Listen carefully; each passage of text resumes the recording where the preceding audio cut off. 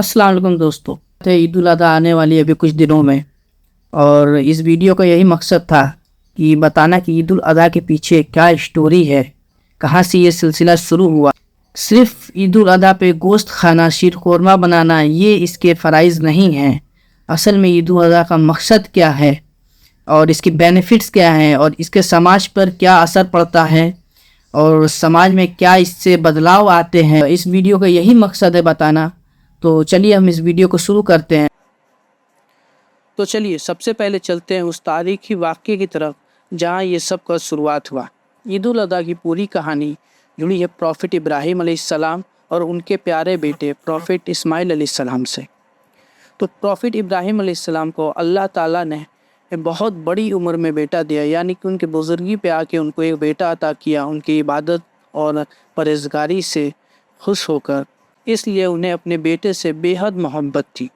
एक रात प्रॉफिट इब्राहीम अलैहिस्सलाम ने ख्वाब में देखा वो अपने सबसे प्यारे बेटे इस्माइल अलैहिस्सलाम को अल्लाह की राह में कुर्बान कर रहे हैं। प्रॉफिट का ख्वाब कोई इंसानों जैसा ख्वाब नहीं होता है, वो अल्लाह का एक इशारा होता है या हुक्म होता है।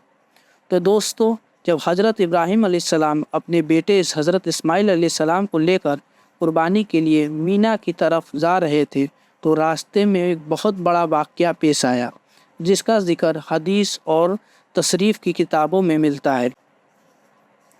मुस्नद अहमद और मुस्तदरक अल हाकिम की सही हदीस के मुताबिक हज़रत अब्दुल्ला बिन अब्बास रज़ियल्लाहु तआला अन्हु से रिवायत है, शैतान ने देखा कि इब्राहीम अलैहिस्सलाम अल्लाह का हुक्म पूरा करने जा रहे हैं, तो उसने उन्हें रोकने की बहुत कोशिश की।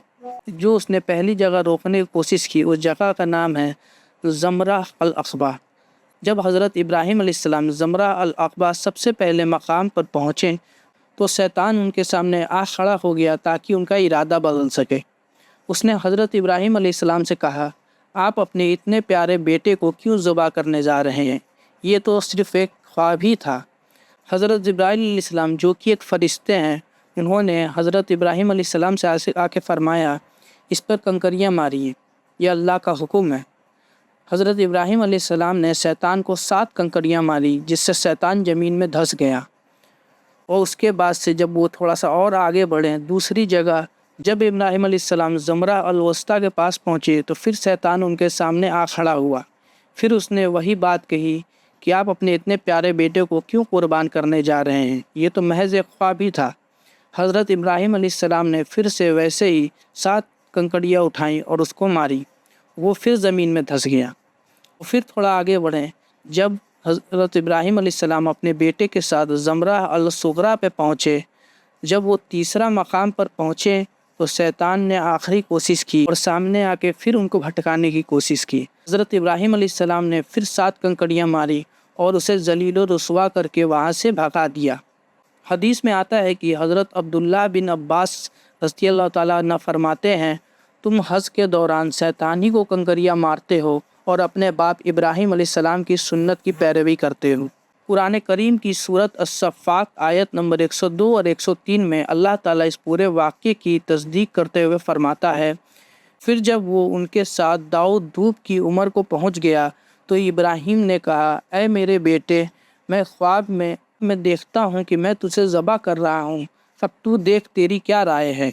तो बेटे ने कहा, अब्बा जान, जो आपको हुक्म दिया जा रहा है आप वही कीजिए, इंशाअल्लाह आप मुझे सब्र करने वालों में पाएंगे। जब दोनों ही अल्लाह की रज़ा में राज़ी हो गए तब अल्लाह ने फरमाया, ऐ इब्राहीम, तुमने अपने ख्वाब को सच कर दिखाया, हम नेक लोगों को ऐसा ही बदला देते हैं। इस पूरी आयत का मफ़हूम ये है कि जब इब्राहीम अलैहिस्सलाम अपने बेटे के साथ उस जगह पे पहुंच गए जहां कुर्बानी देनी थी, तो उन्होंने अपने बेटे हज़रत इस्माइल अलैहिस्सलाम से उनकी राय पूछी कि अब तू बता, तेरा क्या राय है, तू क्या चाहता है कि मुझको अल्लाह ताला ने ऐसे ऐसे ख्वाब दिखाए हैं, कुर्बान जाऊँ मैं हज़रत इस्माइल अलैहिस्सलाम पे। उनका जवाब था कि आपको जो हुक्म मिला है अल्लाह ताला की तरफ से वो आप कीजिए, बेशक आप मुझको सब्र करने वालों में पाएंगे। तो इब्राहीम अलैहिस्सलाम ने अपने आँखों पे पट्टी बांधी, वो इसलिए कि कहीं अल्लाह के हुक्म के आगे एक बाप का प्यार ना आ जाए, जो कि वो बेहद मोहब्बत करते थे अपने बेटे से। जब उन्होंने अपने आँख पे पट्टी बांधकर छुरी चलाई तो अल्लाह ताला ने जिब्रील अलैहिस्सलाम को हुक्म दिया कि जाओ इस्माइल को वहाँ से हटा दो और दुम्बे को वहाँ रख दो।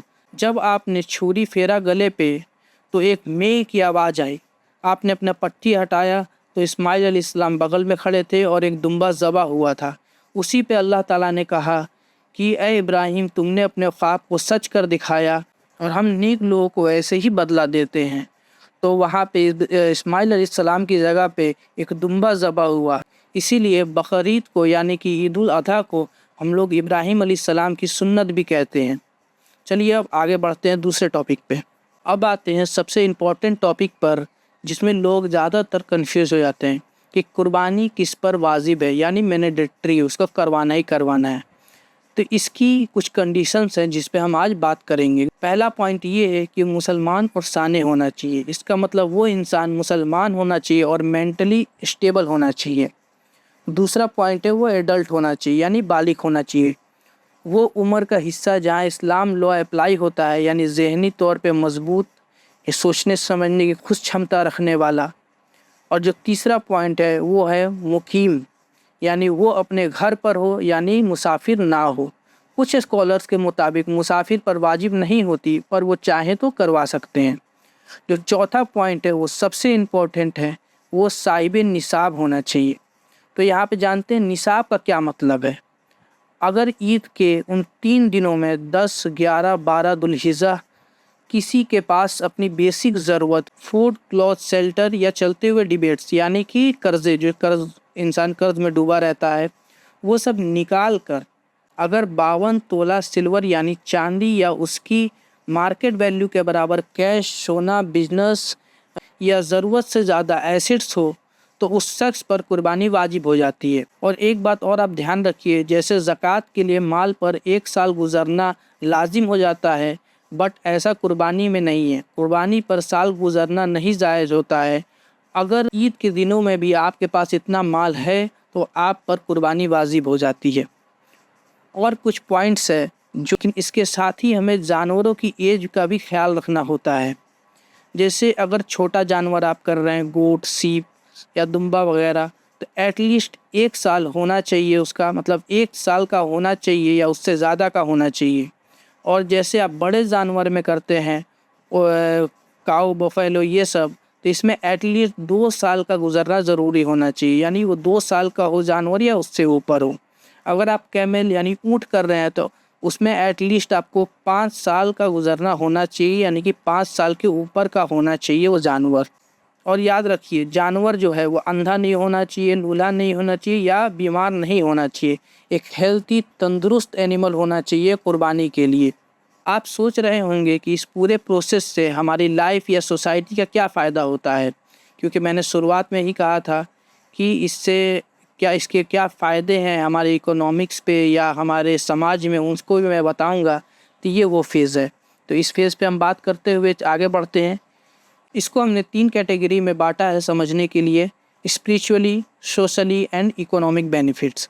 तो चलिए सबसे पहले चलते हैं स्पिरिचुअल बेनिफिट पे, यानी रूहानियत फ़ायदा। सबसे पहला फ़ायदा ये है कि गुनाहों से माफ़ी और बेशुमार सवाब।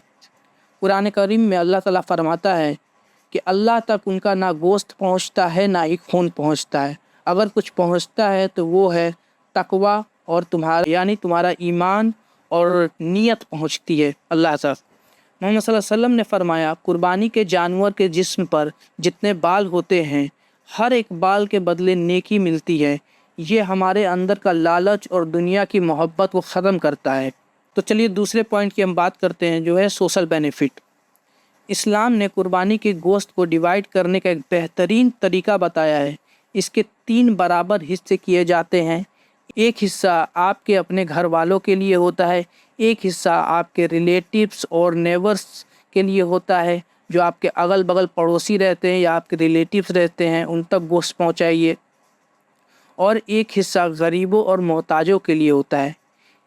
इसका फ़ायदा ये होता है कि सोसाइटी के वो लोग जो पूरे साल बुरे वक्त देख रहे हैं, उनको गोश्त नसीब नहीं होता है, या वो खाने पीने के लिए थोड़े मोहताज होते हैं या अच्छा खाना नहीं खा पाते हैं, उन तक ये गोश्त पहुंचाने का हुक्म मिला है।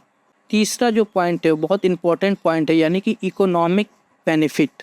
یعنی فائنینشیل جو سائیکل ہے اس سے اسٹیبل رہتی ہے۔ کیا فائدہ ہوتا ہے چلیے جانتے ہیں۔ کیا آپ نے کبھی سوچا ہے کہ عید الاضحیٰ سے ہماری اکنامی کو کتنا بوسٹ ملتا ہے؟ چلیے جانتے ہیں۔ جو لوگ ولیج میں رہتے ہیں اور جیسے فارمرز ہو گئے ہیں، کیٹل ٹریڈرز ہو گئے ہیں، وہ پورے سال ان جانوروں کو پالتے ہیں۔ عید کے موقع پر جب ان سے جانور خریدتے ہیں ہم لوگ تو ان تک ایک بڑا کیپٹل پہنچتا ہے۔ اس سے ٹرانسپورٹ چلانے والوں، چارہ بیچنے والوں اور جو کسائی ہوتے ہیں سب کا گھر چلتا ہے۔ یہ ویلتھ کو سرکولیٹ کرنے کا ایک آٹومیٹک سسٹم ہے جو اسلام لاگو کرتا ہے۔